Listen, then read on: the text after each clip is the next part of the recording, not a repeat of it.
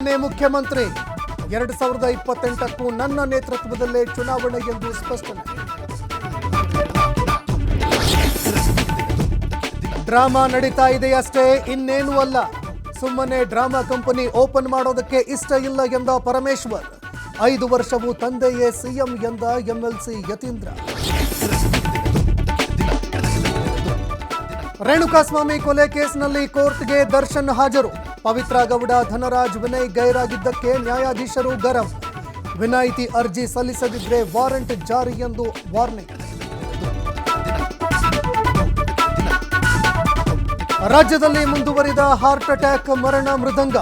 ಮೈಸೂರಿನಲ್ಲಿ 28 ವರ್ಷದ ಯುವಕ ಸಾವು.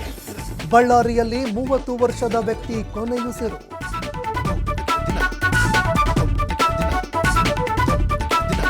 $500 ಕೋಟಿ ತಲುಪಿದ ಶಕ್ತಿ ಯೋಜನೆಯ ಪ್ರಯಾಣ. ಸಂಭ್ರಮಾಚರಣೆಗೆ ರಾಜ್ಯ ಸರ್ಕಾರದ ನಿರ್ಧಾರ. $500 ಕೋಟಿಯ ಟಿಕೆಟ್ ಪಡೆದವರಿಗೆ ಸಿಗಲಿದೆ ಸರ್ಪ್ರೈಸ್ ಗಿಫ್ಟ್.